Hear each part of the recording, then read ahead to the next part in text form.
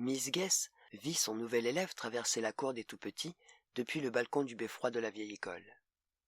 Elle abaissa le canon du Remington 30-06 jusqu'à ce que le garçonnet soit dans la ligne de mire du viseur télescopique.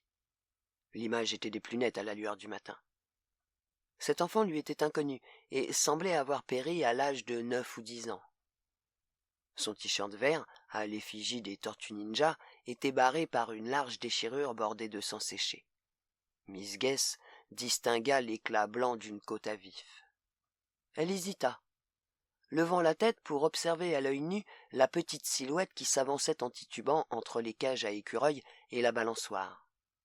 Ce garçon avait l'âge requis, mais elle avait déjà 22 élèves. Au-delà de ce chiffre, une classe devient difficile à contrôler. En outre, ce jour était celui de la photo de classe, et elle avait déjà assez de soucis comme ça. Et cet enfant semblait tout juste acceptable dans son cours moyen, surtout s'il devait figurer sur la photo. « Tu n'étais pas aussi exigeante avant les tribulations, » se morigéna-t-elle. Elle recolla son œil au viseur et pensa, en grimaçant, aux enfants qu'on avait intégrés dans ses classes au fil des ans. Des enfants sourds, aveugles ou quasiment autistes. Des enfants souffrant de dyslexie, d'épilepsie ou de trisome 21. Des enfants victimes de négligence parentale ou de sévices sexuels. Des enfants atteints du cancer ou du sida. L'enfant mort avait traversé la douve et s'approchait des barbelés que Miss Guess avait disposés autour de l'école, à la limite de la cour des tout-petits et du terrain de basket des cours moyens. Elle savait qu'il ne s'arrêterait pas et franchirait l'obstacle même si les barbelés devaient lui arracher des lambeaux de chair. Elle poussa un soupir, épuisée avant même le début officiel de sa journée de travail, abaissa son arme, remit le cran de sûreté en place et descendit du beffroi pour aller accueillir son nouvel élève. Elle jeta un coup d'œil dans la salle de classe avant de se rendre dans le débarras du premier étage. Les élèves étaient agités, tiraient sur leurs chaînes et leurs colliers d'acier, excités par la faim et la lumière. La petite Samantha Stewart, qui, vu son âge, aurait dû être en cours élémentaire, avait presque entièrement déchiré sa robe durant la nuit. Sarah et Saraji avaient emmêlé leurs chaînes. Todd, le plus costaud des garçons et naguère le plus brutal, avait encore dévoré le rembourrage de son collier. Miss Guess aperçut des bouts de caoutchouc noir sur ses lèvres livides et vit que l'acier lui avait rongé les chairs autour du cou. Il lui faudrait bientôt prendre une décision à propos de Todd. Sur le tableau d'affichage placé derrière son bureau étaient punaisées 38 photos de classe. 38 années scolaires. 38 photos, toutes prises dans cette école. À partir de la 32e année, les photos étaient bien plus petites, car elle n'avait trouvé qu'un Polaroid pour maintenir la tradition, alors que les photographes engagés par l'école avaient utilisé des appareils plus perfectionnés. Les effectifs avaient également diminué. Durant sa 35e année d'exercice, elle n'avait que 5 élèves dans sa classe de cours moyen. Parmi eux figuraient Todd et Saraji, vivants, roses, maigres et terrifiés, mais sains de corps et d'esprit. Quand était venue la 36e année, tous ses élèves étaient morts. Mais elle en avait désormais 7. Il y avait 16 visages sur l'avant-dernière photo. Cette année, elle aurait 22 enfants à faire entrer dans l'image. Non, se dit-elle, 23 en comptant le nouveau. Miss Guess secoua la tête et se dirigea vers le débarras. Elle disposait d'un quart d'heure avant la sonnerie. Une fois qu'elle eut récupéré la perche, les tenailles, les menottes, les gants renforcés et le tablier en caoutchouc, elle descendit en hâte le grand escalier. Arrivée devant la porte, elle regarda les moniteurs vidéo pour s'assurer que la cour, l'allée et le terrain de jeu étaient déserts, enfila le tablier, passa le Remington en bandoulière, mit ses gants, déverrouilla la porte blindée, s'assura que les tenailles et les menottes étaient à leur place dans la poche du tablier, leva la perche et partit à la rencontre de son nouvel élève. Les barbelés avaient déchiqueté le jean et le t-shirt du garçonnet. Des lambeaux de chair exsangue pendaient à ses avant-bras. Lorsque Miss Guess s'avança à la lumière, il leva vers elle son visage mort et ses yeux vitreux. Il avait les dents jaunes. Miss Guess retint son souffle quand le petit garçon se dirigea vers elle en titubant. Ce n'était pas à cause de l'odeur, elle s'était habituée à la puanteur de charogne qui montait des enfants. Celui-ci était un peu plus atteint que la majorité de ses élèves. Pas tout à fait autant que Todd. Il avait imbibé son pantalon d'essence en traversant la douve et l'odeur du carburant étouffait en partie les autres. Si Miss Guess se surprit à retenir son souffle, c'est parce que, même après tous ces mois, après toutes ces années, se dit-elle, elle était toujours un peu tendue avant de rencontrer un nouvel élève. Le garçon parcourut tant bien que mal les 5 mètres de béton qui les séparaient. Miss Guess se campa sur ses jambes et leva sa perche. Jadis, ce bâton long de plus de 2 mètres avait servi à ouvrir et à fermer les fenêtres haut perchées de la vieille école. Miss Guess y avait adapté un moulinet conçu pour la pêche au gros et des œillets pour guider la corde d'emballage extra forte qui s'achevait en nœud coulant. Elle en avait eu l'idée en regardant une vieille cassette vidéo de The Wild Kingdom.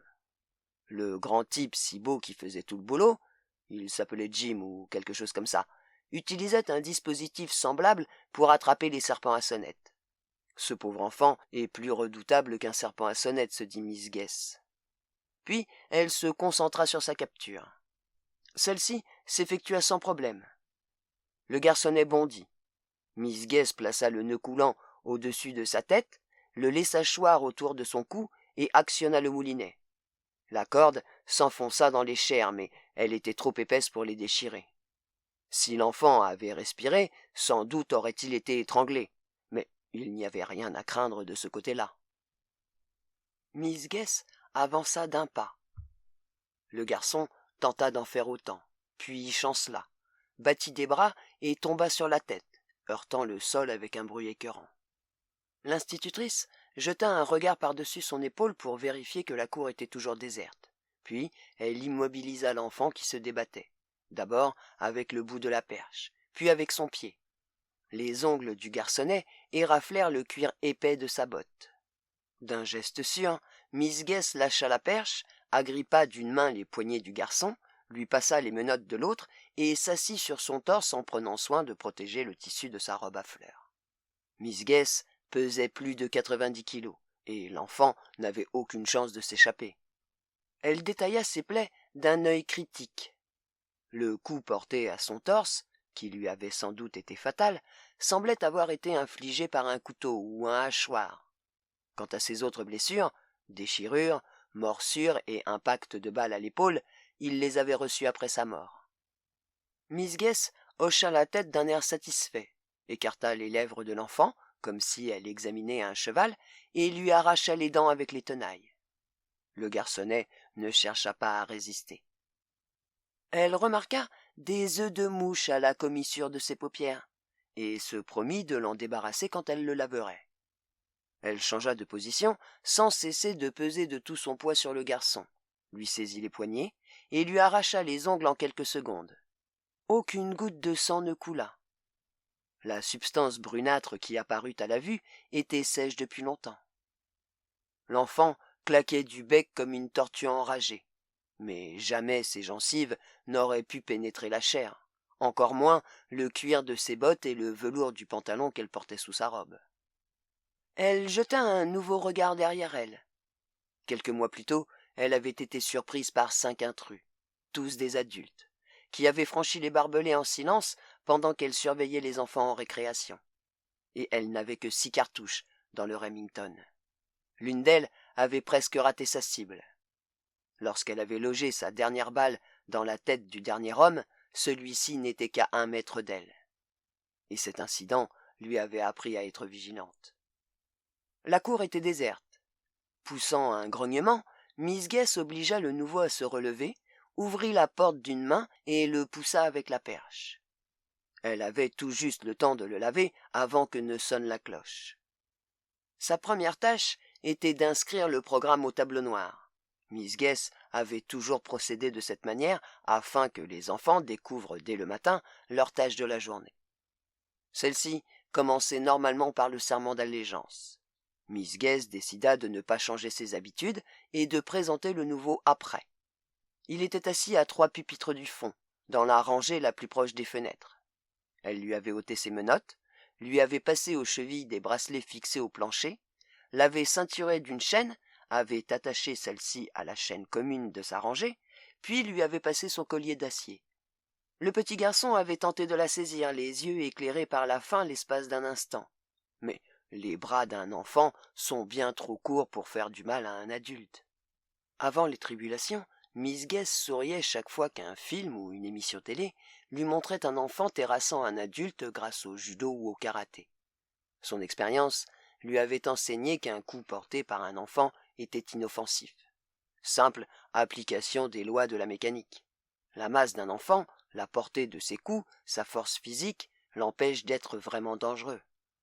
À présent qu'elle avait arraché les dents et les ongles de celui-ci, elle pourrait le filer droit sans avoir recours aux chaînes ou à la perche si elle en avait envie. Elle traitait ses enfants avec le mélange de crainte et de respect qu'elle avait réservé aux seuls élèves séropositifs qu'elle ait connus avant les tribulations. C'était l'heure du serment d'allégeance.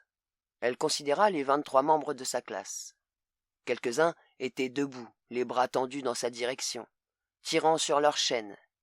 Mais la plupart d'entre eux étaient effondrés sur leur pupitre ou penchés vers le sol, comme s'ils avaient cherché à s'enfuir en rampant. Miss Guess secoua la tête et actionna le levier placé sur son bureau. Les 6 batteries de 12 volts étaient montées en série et reliées aux chaînes communes des 4 rangées. Elle vit les étincelles jaillir et sentit une odeur d'ozone. L'électricité ne leur faisait aucun mal, bien entendu. Rien ne pouvait faire mal à ses enfants. Mais la décharge les galvanisait, les faisait tressauter comme les pattes de grenouille réagissant à l'électricité dans les expériences de Galvani. Pris de convulsions, les élèves se redressèrent dans un bruit métallique. On aurait dit qu'ils cherchaient à fuir le courant qui parcourait leurs membres inférieurs. Leurs mains s'agitèrent dans le vide. Quelques-uns ouvrirent les lèvres sur une manière de cri muet.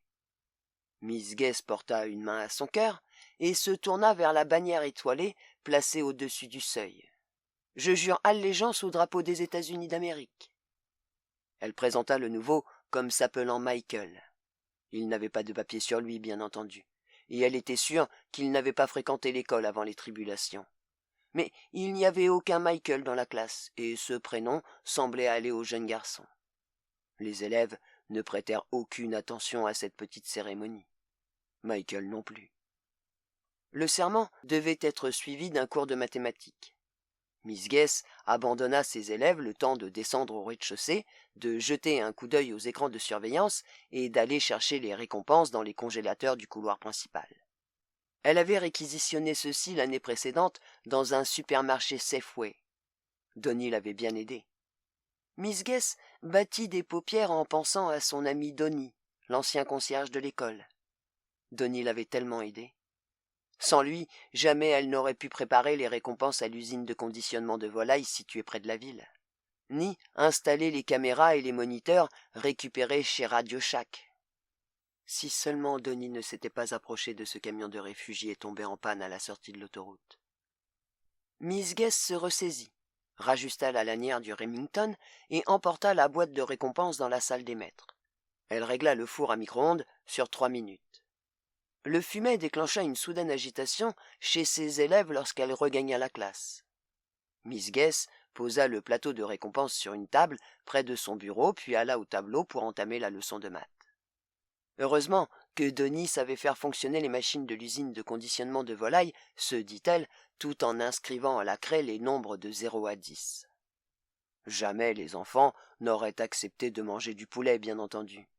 Comme tous les revenants nés des tribulations, ils n'avaient de goût que pour une seule sorte de viande. Miss Guess jeta un coup d'œil sur le plateau. L'odeur la fit saliver malgré elle. Quelque part, dans un congélateur, elle ne l'ignorait pas, se trouvaient les restes frits et débités de M. Delmonico, l'ancien principal, et ceux de la moitié du personnel de l'école élémentaire. C'était Donnie, qui avait estimé qu'il ne fallait pas gaspiller toute cette moisson de suicidés dans la petite ville. Donnie, qui s'était souvenu de l'usine de conditionnement de volailles et de ses gigantesques congélateurs. C'était Donnie, qui avait trouvé pratique d'avoir sur lui quelques morceaux de viande au cas où il serait tombé sur un groupe de morts-vivants.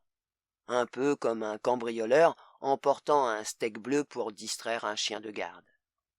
Mais c'était Miss Guess qui avait vu que les boulettes pouvaient se substituer au bon point. Et elle se disait parfois que le principal autoritaire et ses collègues paresseux n'avaient jamais aussi bien servi la cause de l'éducation.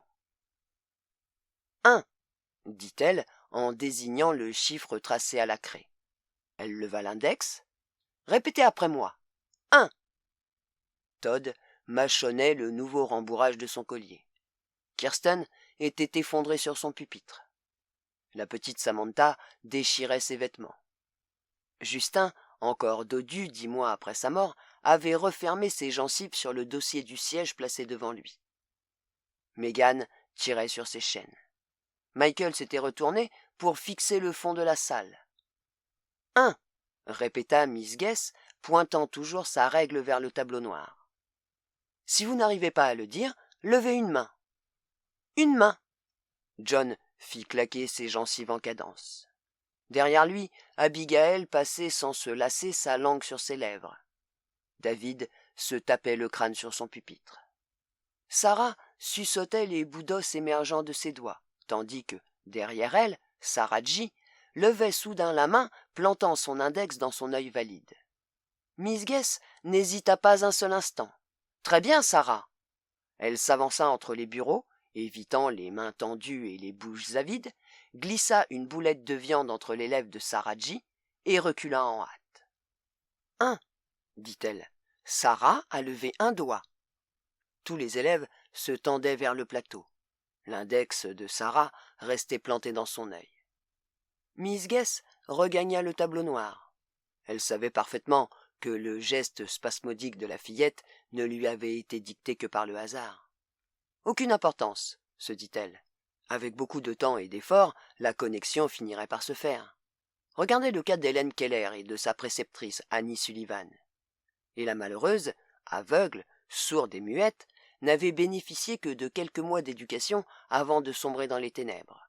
Bien des années plus tard, il lui avait suffi d'un cri de bébé pour déclencher tout le processus d'apprentissage. Et ses enfants avaient bénéficié de plusieurs années d'éducation avant de mourir, se rappela Miss Guess. Avant que leur esprit, leur mémoire et leur personnalité ne s'effilochent comme du fil pourri.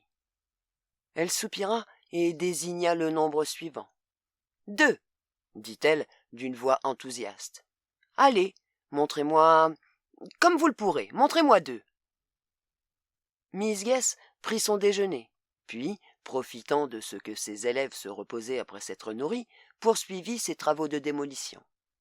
Elle avait d'abord cru qu'il lui suffirait d'isoler l'école derrière la douve et les barbelés, de l'éclairer la nuit avec des projecteurs et de disposer un peu partout des caméras de surveillance. Mais il réussissait quand même à passer. Heureusement, la ville n'était guère importante, pas plus de 3000 habitants, et la métropole la plus proche était distante d'une 50aine de kilomètres. À présent que les tribulations avaient séparé les morts des vifs, ceux-ci, comme ceux-là, se faisaient rares dans la région. On entendait parfois passer des voitures emplies de réfugiés terrifiés, mais la plupart ne quittaient jamais l'autoroute, et, ces derniers temps, les bruits de véhicules étaient presque inexistants. Quelques-uns d'entre eux débarquaient parfois, venus de la grande ville, de la campagne ou d'un cimetière, attirés par la lueur des projecteurs comme des papillons par une flamme. Mais les murs épais de l'école, ses portes grillagées et son système d'alarme les empêchaient d'y entrer durant la nuit. Et le matin venu, le Remington avait facilement raison d'eux. Miss Guess souhaitait toutefois disposer d'un champ de tir plus dégagé, ce que Donnie avait appelé un jour une zone de tuerie. Elle lui avait rappelé que ce terme ne convenait pas à la situation, car il ne tuait jamais personne. Il ne faisait que restaurer l'ordre naturel des choses. Si bien que Miss Guess s'était rendue sur le chantier de la bretelle en construction, d'où elle était revenue avec de la dynamite, des capsules explosives, des détonateurs, du cordon Bickford et un Caterpillar D7. Jamais elle n'avait piloté un bulldozer, pas plus qu'elle n'avait manipulé de la dynamite. Mais elle avait trouvé des manuels d'instruction sur le chantier et des livres à la bibliothèque Carnegie. Les gens n'ont aucune idée de la quantité de connaissances et d'informations que recèlent les livres. Un fait qui n'avait jamais manqué de l'étonner. Il lui restait une demi-heure avant la reprise des cours lorsqu'elle entra dans la cabine du D7 et prit place sur le large siège. Elle s'interrompit le temps de vérifier que le Remington 3006 était bien calé dans la petite niche prévue pour l'extincteur. Elle mit les leviers de transmission et de compression en position voulue, embraya le levier de démarrage, ouvrit l'arrivée d'essence, tira le starter, libéra le loquet de ralenti et tira le levier du starter électrique. La visibilité s'était nettement améliorée depuis qu'elle avait fait exploser toutes les maisons situées dans un rayon de 3 rues. Mais il subsistait encore des fondations et des tas de gravats où les créatures pouvaient se dissimuler. Elle ne vit rien de suspect dans les parages. Le D7 démarra en rugissant, crachant une fumée noire de tous ses tuyaux d'échappement. Miss Guess appuya sur la pédale d'accélération, embraya et donna la traction sur la chenille droite afin d'orienter le bulldozer vers la pile de gravats la plus importante. Sur sa droite, un adulte sortit d'une cave à ciel ouvert et rampa vers elle en s'accrochant aux briques. Les cheveux noirs de la créature étaient striés de poussière blanche. Ses dents étaient rares, mais acérées. Elle avait perdu un œil. Miss Guess crut reconnaître le beau-père de Todd, le poivreau qui avait coutume de le corriger tous les vendredis soirs. Le mort-vivant leva les bras et fonça sur elle. Miss Guess jeta un coup d'œil au Remington, décida de s'en passer. Elle donna la traction sur la chenille gauche, faisant pivoter le bulldozer vers la droite, et abaissa la grande lame au moment où elle accélérait. Le fil de la lame accrocha la créature au niveau de la taille. Miss Guess abaissa la lame à 3 reprises, ne l'immobilisant que lorsque le mort-vivant fut coupé en 2. Ses jambes étaient agitées de spasmes futiles, mais son torse tentait de se hisser sur la lame à la force du poignet. Miss Guess actionna quelques leviers, passa en marche arrière, repassa en marche avant, rabaissa la lame, repoussa les 2 moitiés du cadavre vers la cave et la recouvrit d'une demi-tonne de gravats. Il lui fallut moins d'1 minute pour déverser 1 tonne supplémentaire dans le trou. Puis elle recula, s'assura que les environs étaient déserts et entreprit d'achever sa tâche. Cela fait, elle descendit du caterpillar et fit le tour de son chantier. Le sol était aussi lisse et égal que celui d'un parking. Le beau-père de Todd, ou ce qu'il en restait, était peut-être occupé à creuser un tunnel avec ses ongles. Mais 12 tonnes de gravats, bien tassés, l'empêcheraient d'aller où que ce soit. Miss Guess aurait bien voulu infliger le même sort à tous les pères et beaux-pères alcooliques et violents qu'elle avait connus durant sa carrière. Elle s'épongea le visage avec un mouchoir et consulta sa montre, plus que 3 minutes avant le cours de lecture. Miss Guess parcourut du regard le panorama de bâtiments rasés et de tas de gravats. Dans 1 semaine, elle disposerait d'un champ de tir entièrement dégagé.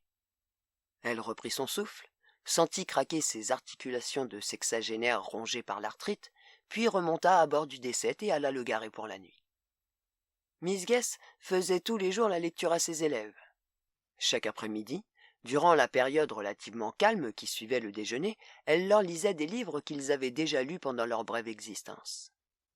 Tom ne veut pas dormir, Pat le lapin, le gorille, Heidi, Bunicula, Superfuge, Black Beauty, l'ABC de Richard Scarry, le grand livre vert, Tom Sawyer, Bruit d'animaux, Harold et le crayon pourpre, Pierre Lapin, Express polaire, Les animaux sauvages et Mémoire d'un minable du cours moyen. Et pendant qu'elle lisait, elle guettait dans leurs yeux le moindre signe d'intérêt, d'intelligence, de vie.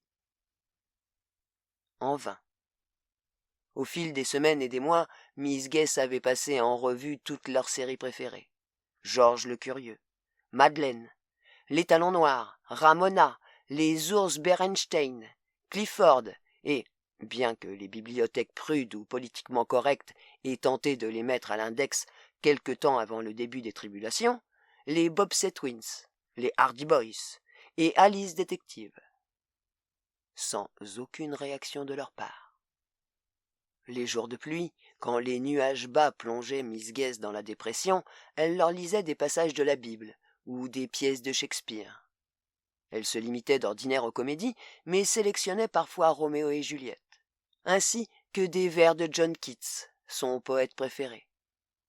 Mais lorsque s'achevait la danse des mots, quand s'estompait le dernier écho de la beauté, Miss Guest ne discernait aucune lueur d'intelligence dans leurs yeux tournés vers elle. Elle ne voyait que des regards ternes, des visages flasques, des bouches béantes et des spasmes aléatoires, ne sentait que la douce puanteur de la chair rance. Ce qui ne la changeait guère de ses élèves d'antan. Ce jour-là, Miss Guest lut un de ses livres préférés, Tom ne veut pas dormir, goûtant la cadence de ce récit où un jeune lapin souhaite une bonne nuit à tous ceux qui l'entourent, cérémonie destinée à retarder au maximum le moment de fermer les yeux.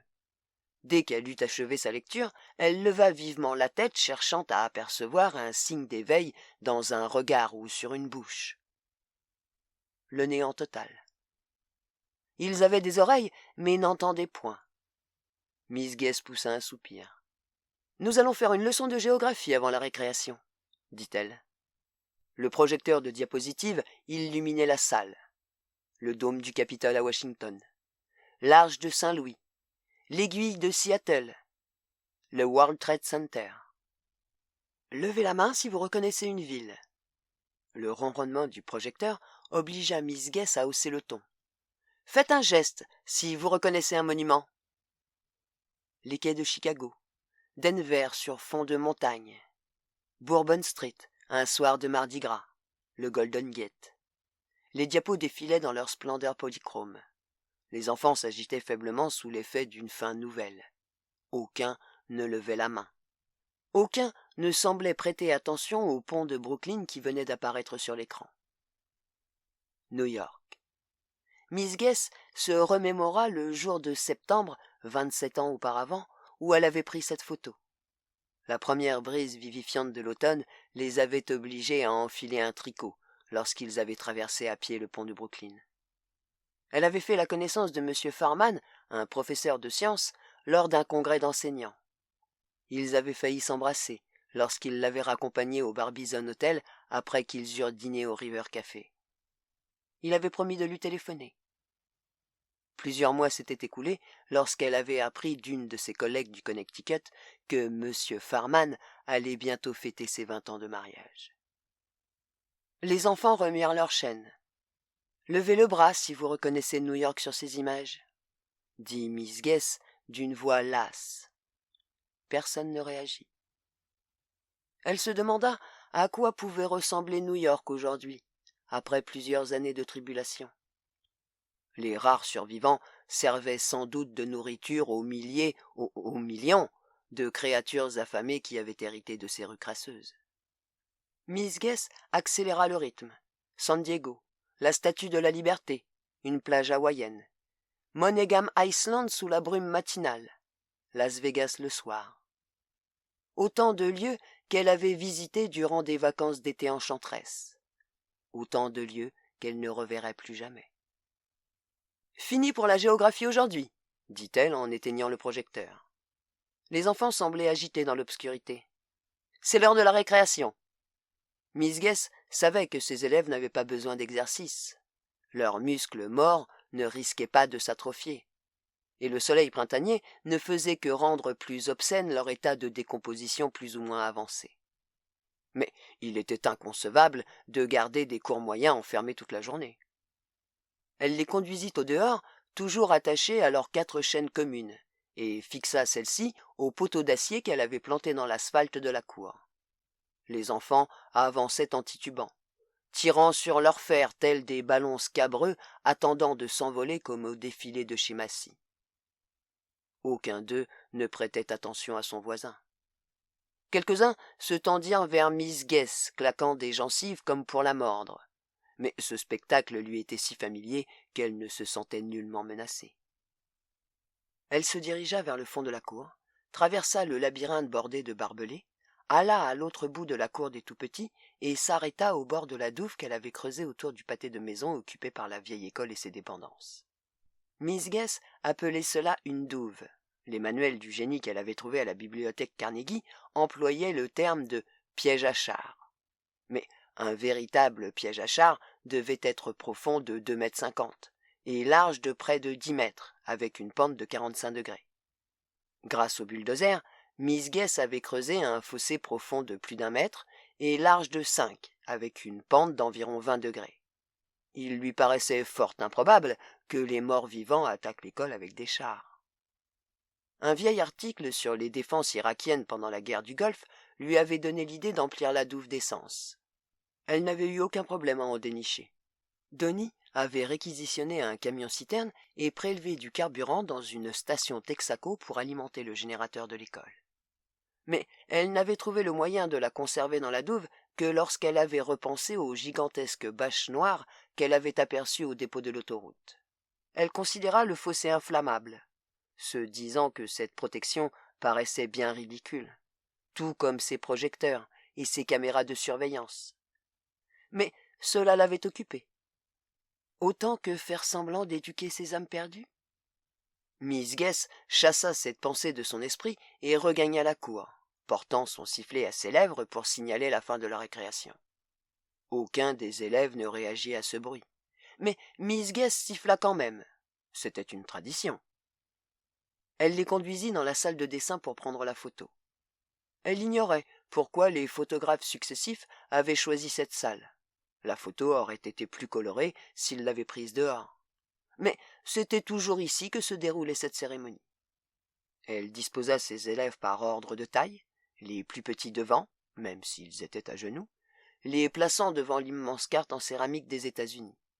Un demi-siècle plus tôt, une classe avait confectionné tous les États en terre cuite et les avait collés au mur. Les frontières s'étaient déformées avec le temps, donnant l'impression que la nation était déchirée par un séisme.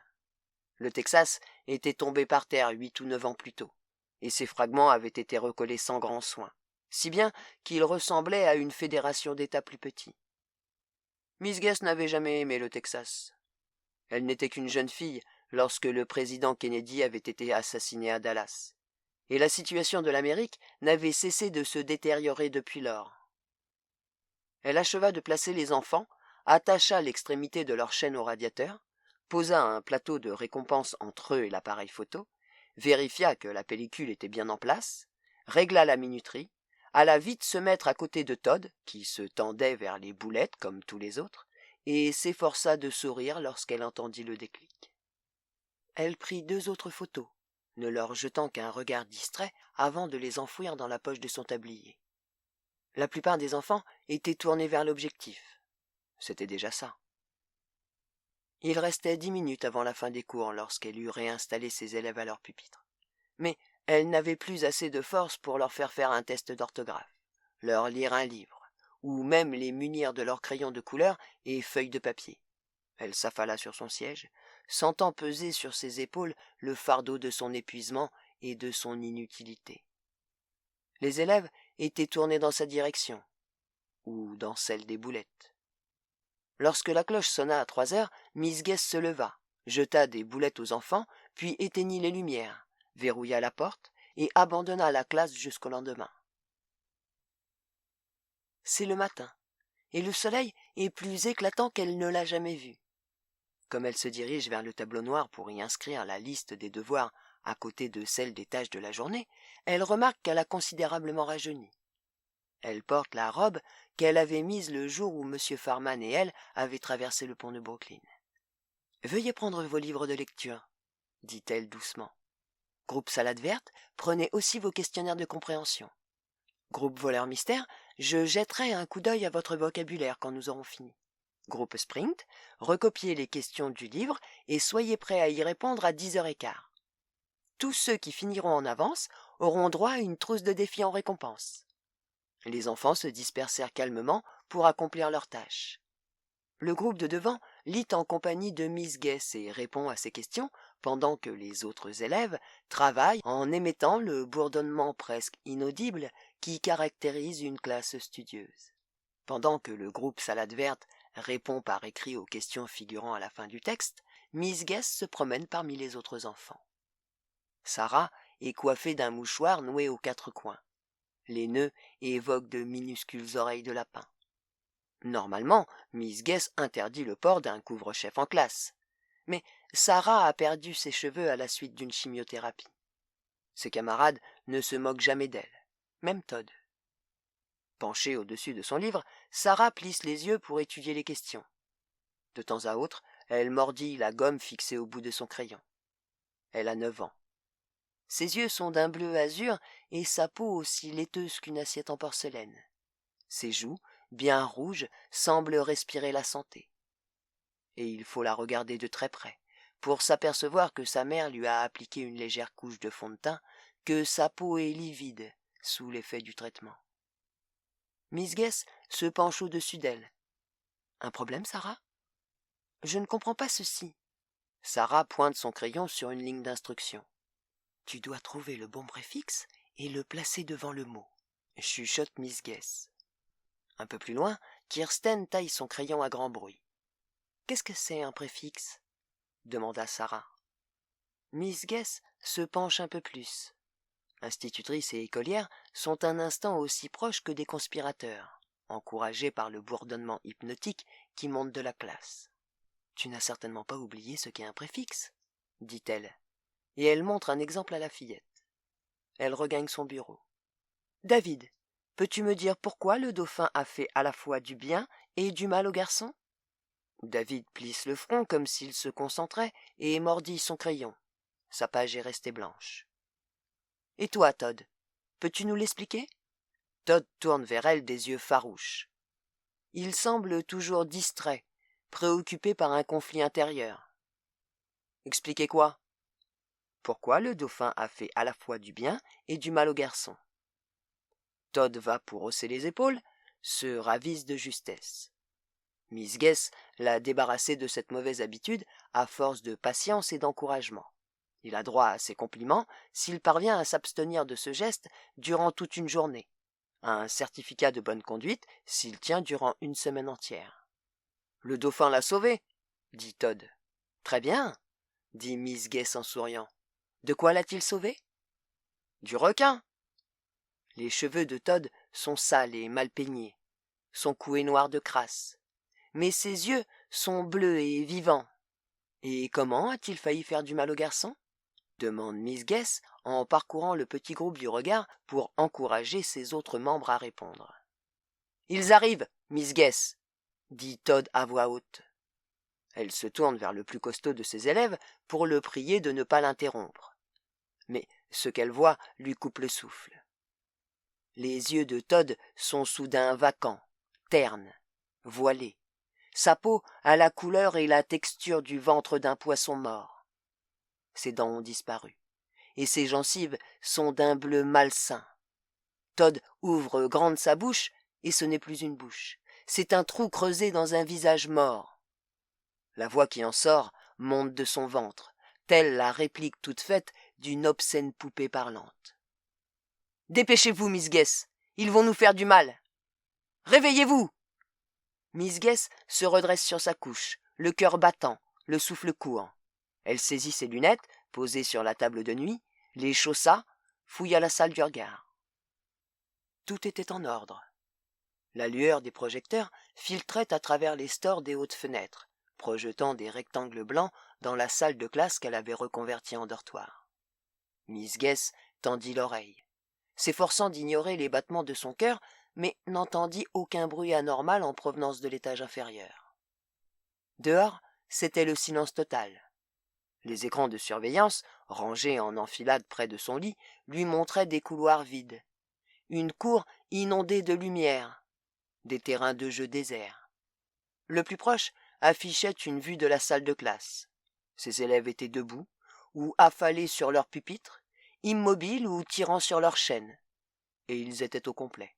« Ce n'était qu'un rêve, » se dit Miss Guess. « Rendors-toi. » Mais elle se leva, enfila son peignoir par-dessus sa chemise de nuit en flanelle, mit son tablier en caoutchouc, chaussa ses bottes, attrapa le Remington, retrouva les jumelles à infrarouge que Donnie avait récupérées dans un magasin municipal et se dirigea vers l'échelle conduisant au beffroi. Miss Guess arriva sur les 3 balcons qui faisaient le tour du beffroi. De là, elle avait vue sur les 4 points cardinaux, bien qu'un pignon l'empêchât de distinguer une partie de la cour est. Les projecteurs éclairaient parfaitement le terrain de jeu et la douve, ainsi que les ruines des bâtiments les plus proches. Rien à signaler. L'institutrice bâilla et secoua la tête. L'air était si glacial que son souffle était visible. Je suis trop vieille pour me faire de telles frayeurs.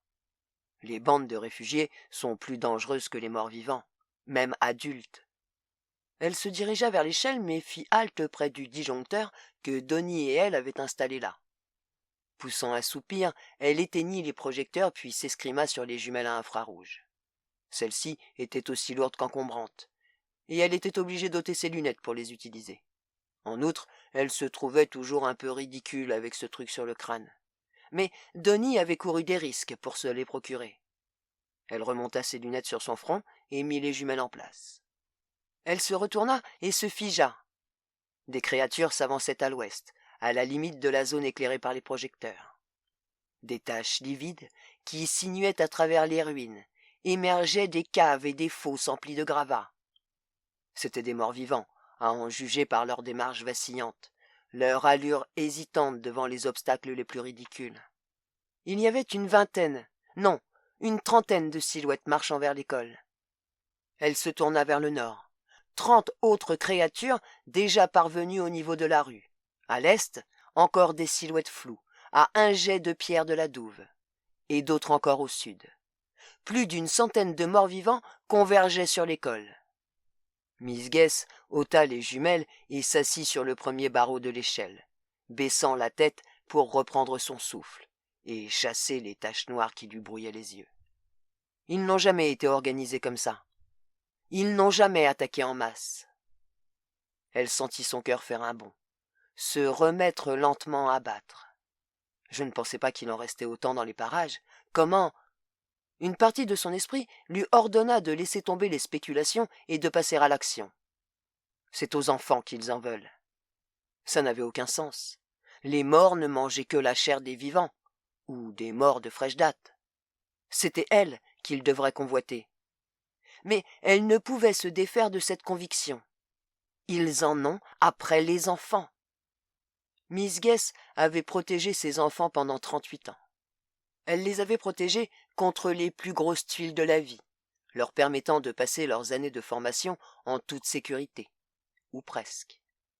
Elle les avait protégés de leurs condisciples les plus violents et les plus cruels, des instituteurs les plus stupides et des administrateurs les plus incompétents, des programmes les plus insensés et des lubies pédagogiques les plus grotesques. Dans la mesure de ses moyens, Miss Guess avait préservé ses élèves de la tyrannie d'une maturité trop précoce et de la vulgarité d'une société trop complaisante. De toutes ses forces, tant physiques que morales, elle les avait protégés de ceux et de celles qui voulaient les battre, les séquestrer, les tyranniser ou les violer. Ces monstres, qui se dissimulaient sous le masque d'un père, d'un beau-père, d'un oncle ou d'un séduisant inconnu. Et voilà que ces morts-vivants en voulaient à ses enfants. Miss Guess descendit l'échelle à toute allure. Elle ignorait pourquoi on avait rangé un pistolet lance-fusée dans l'appentis au chantier où elle avait trouvé les détonateurs. Mais elle l'avait néanmoins réquisitionné. Elle n'avait déniché que 3 fusées, de lourds objets ressemblant à des cartouches surdimensionnées. Jamais elle n'en avait tiré une. Elle regagna le beffroi en courant, le pistolet à la main et les 3 fusées dans la poche de son tablier. Elle avait également pris 4 boîtes de cartouches pour son Remington. Certains des morts-vivants étaient encore à une centaine de mètres de la cour, mais d'autres avaient déjà atteint la douve. Miss Guess attrapa une fusée, ouvrit le pistolet et chercha à y introduire la cartouche. Elle s'obligea à marquer une pause pour reprendre son souffle. Les jumelles à infrarouge pendaient à son cou, aussi lourdes qu'un albatros. Où sont mes lunettes?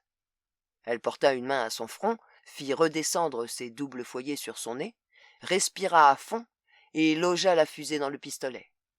Elle arma celui-ci et ralluma les projecteurs, inondant la cour de lumière. Une douzaine de créatures pataugeaient dans la douve. Plusieurs vingtaines d'autres s'avançaient dans la rue. Miss Guess agrippa le pistolet des 2 mains, ferma les yeux et pressa la détente. La fusée monta un peu trop haut et atterrit à 12 mètres de la douve. Une lueur rouge éclaira le gravier. Un cadavre nu, au tibia luisant, enjamba la fusée et continua sa progression en vacillant. Miss Guess rechargea, ajusta son tir et lâcha une fusée à l'ouest. Cette fois-ci, le projectile atteignit la berge extérieure de la douve et disparut à la vue. L'éclat rouge ne dura que quelques secondes. Une douzaine de morts-vivants supplémentaires franchirent la douve. Miss Guess mit la dernière fusée en place. Soudain, on entendit un souffle venu de nulle part et les flammes montèrent de la section ouest de la douve. Quelques secondes d'attente, et le feu se propagea vers le nord et l'est, franchissant le coude sans difficulté aucune. Miss Guess fit quelques pas sur le balcon et vit les flammes dévorer la section est, si bien que l'école se retrouva à l'intérieur d'une barrière de feu haute de près de 10 mètres. Même à cette distance, elle sentait la chaleur lui baigner le visage. Elle rangea le pistolet lance-fusée dans la poche de son tablier. Plus d'une vingtaine de morts-vivants se trouvaient déjà dans la cour. Certains étaient arrêtés par les barbelés, mais ils ne tarderaient pas à s'en dépêtrer. Miss Guess examina ses mains. Elles avaient cessé de trembler. Elle chargea soigneusement le Remington. Puis, elle mit le fusil en joue, comme le recommandait le manuel, cala ses coudes sur la balustrade, respira à fond et colla son œil au viseur télescopique. La lueur des flammes était si intense que les projecteurs étaient superflus. Elle repéra un premier mort-vivant, mit sa tempe en ligne de mire et pressa la détente. Puis elle en repéra un deuxième. Malgré les flammes, d'autres créatures franchissaient l'obstacle de la douve. Apparemment, aucune n'avait fait demi-tour. Quelques-unes étaient calcinées, d'autres brûlaient comme des torches, nimbées d'une aura frémissante où se mêlaient le noir et l'orangé. Elles avançaient même après que leurs vêtements et leur chair également putréfiée avaient été consumés par les flammes. Bien qu'à moitié assourdie par les détonations, Miss Guess entendait le bruit de grenades que produisait leur crâne en explosant sous l'effet des fluides cérébraux portés à ébullition par la chaleur. Les créatures ainsi touchées s'effondraient sur le sol, transformées en petits foyers incandescents. Miss Guess visa, tira, vérifia qu'elle avait atteint sa cible, en trouva une autre, visa et tira de nouveau. Elle changeait régulièrement de place sur le balcon pour couvrir la totalité de son champ de tir. Elle rechargea son fusil à 5 reprises. Quand elle en eut fini, il y avait plus de 100 cadavres gisant sur le sol. Certains brûlaient encore. Tous étaient immobiles. Mais elle entendait encore du bruit, en particulier sur le côté est de l'école. Le pignon l'avait empêché de nettoyer ce cadran. Une trentaine de créatures étaient arrivées jusqu'au bâtiment principal, s'acharnaient sur les grillages qui protégeaient les portes et les fenêtres. Miss Guess releva le col de son peignoir et s'épongea le visage. Ses joues étaient couvertes de suie, et elle constata avec surprise que ses yeux étaient baignés de larmes. Elle mit le Remington en bandoulière, descendit l'échelle et se rendit dans sa chambre. Le Browning 9 mm de Donnie se trouvait toujours dans le tiroir où elle l'avait rangé le jour où elle avait incinéré son ami. Il était chargé. Le tiroir contenait aussi 2 chargeurs supplémentaires ainsi qu'une boîte de cartouches. Miss Guess enfourna les chargeurs et la boîte dans la poche de son tablier, empoigna l'automatique et descendit au rez-de-chaussée. Ce fut l'épuisement qui faillit la tuer. Elle avait vidé les 3 chargeurs, elle avait réutilisé l'un d'eux, et elle était sûre que toutes les créatures avaient été éliminées quand elle s'assit dans l'allée pour souffler un peu. Le dernier cadavre était celui d'un barbu de haute taille. Elle s'était plantée à moins de 2 mètres de lui et lui avait logé plusieurs balles dans l'œil gauche. La créature s'était effondrée comme une marionnette dont on aurait coupé les fils. Miss Guess s'était assise à même le sol, trop épuisée et trop écœurée pour avoir la force de rentrer dans l'école. L'essence de la douve avait quasiment fini de se consumer. La fumée, montant des cadavres brûlés, venait alimenter le nuage noir qui s'était abattu sur la cour. Une vingtaine de cadavres jonchaient l'allée au pied de l'escalier. Miss Guess avait envie de pleurer. Mais elle était trop harassée et n'avait que la force de reprendre son souffle, le cœur soulevé par une odeur de charogne carbonisée. Le cadavre barbu parcourut en rampant les 2 mètres de béton qui les séparaient. Miss Guess eut le temps de se dire La balle a rebondi sur la boîte crânienne sans toucher le cerveau. Puis la chose lui arracha son Browning et la poussa en arrière, coinçant le fusil dans son dos. Le cadavre lui empoigna le visage d'une main, faisant choir ses lunettes. Une bouche grande ouverte descendit sur elle, comme pour lui offrir un baiser de mort. La main droite de Miss Guess était coincée sous elle, mais pas sa main gauche, qui fouilla dans la poche de son tablier, fit tomber plusieurs cartouches, négligea les tenailles, ressortit en tenant un objet plus lourd. Le mort-vivant se pencha sur elle, pour lui arracher le visage, pour lui ronger la cervelle. Miss Guess fourra entre ses lèvres le canon ridiculement gros du pistolet lance-fusée, releva le percuteur et pressa la détente. Lorsque le soleil se leva, la plupart des feux étaient éteints, mais l'atmosphère était imprégnée de fumée et de corruption. Miss Guess traversa le couloir d'un pas lent, ouvrit la porte de la salle de classe et considéra ses élèves. Ils étaient étrangement calmes, comme s'ils avaient conscience des événements de la nuit. Miss Guess ne remarqua rien. À deux doigts de succomber à la fatigue, elle les débarrassa de la chaîne qui leur saignait la taille, et les conduisit au dehors en tirant sur leur chaîne commune. Quand elle leur fit franchir le labyrinthe de barbelés, elle avait l'impression de servir de guide à une caravane de chiens aveugles. Parvenue à la lisière du terrain de jeu, elle leur ôta leurs bracelets et leurs colliers, jeta leurs chaînes sur le gravier. Ils semblaient désemparés, une fois privés de leurs fers. « L'école est finie, » dit Miss Guess d'une voix lasse. Le soleil levant projetait des ombres gigantesques, et sa lumière lui faisait mal aux yeux. « Allez-vous-en, rentrez chez vous. » Elle ne se retourna pas lorsqu'elle reprit le chemin de l'école. L'institutrice resta assise à son bureau pendant une éternité, trop fatiguée pour se lever et regagner son lit. La salle de classe semblait vide comme seule peut l'être une salle de classe vide. Au bout d'un temps, lorsque les rayons de soleil eurent fini de balayer le parquet et commencèrent à effleurer son bureau, Miss Guess voulut se lever, mais son lourd tablier l'en empêcha. Elle l'ôta et en vida la poche sur son bureau. Les tenailles, la boîte de cartouches, le Browning 9 mm, les menottes qu'elle avait passées à Michael la veille, des balles en vrac, 3 clichés de Polaroid. Miss Guess jeta un coup d'œil à la première photo et se redressa.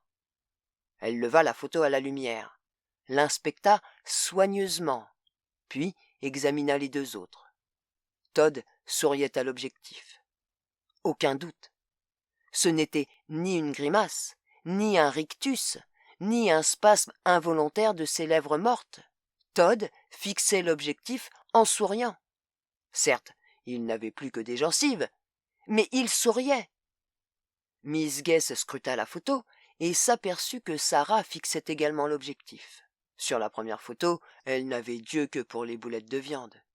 Mais sur la deuxième, elle entendit un bruit, un raclement dans le couloir. « Mon Dieu, j'ai oublié de fermer la porte ouest. » Miss Guess reposa les photos sur le bureau et s'empara du Browning. Le chargeur était plein. Il y avait déjà une balle dans le canon. Nouveau raclement. Miss Guess posa le pistolet sur son giron et attendit.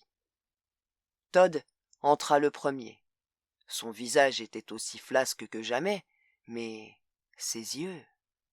Il y avait quelque chose dans ses yeux. Sarah le suivit. Kirsten et David entrèrent une seconde plus tard. L'un après l'autre, ils regagnaient tous la classe. Miss Guess était trop épuisée pour lever les bras. Elle savait pertinemment qu'un enfant n'était pas assez fort pour la terrasser, mais ils étaient 23, et elle ne pourrait jamais leur résister. En outre, il lui restait moins de 23 cartouches. Aucune importance. Jamais elle n'aurait pu faire du mal à ses enfants. Miss Guess posa l'automatique sur son bureau. Les enfants continuaient d'entrer en classe. Sarah J. suivait Justin. Michael fermait la marche. 23 élèves présents, en train d'errer entre les bancs. Il n'y avait plus de chaîne. Miss Guess attendit. Todd trouva son siège le premier, s'affala dessus, puis se redressa. Les autres enfants se bousculèrent quelque temps, puis s'assirent chacun à sa place. Leurs yeux roulaient dans leurs orbites, leurs regards restaient vagues. Mais tous étaient, plus ou moins, fixés sur Miss Guess. Leur maîtresse resta immobile un long moment, muette et l'esprit vide, osant à peine respirer de peur de rompre le charme.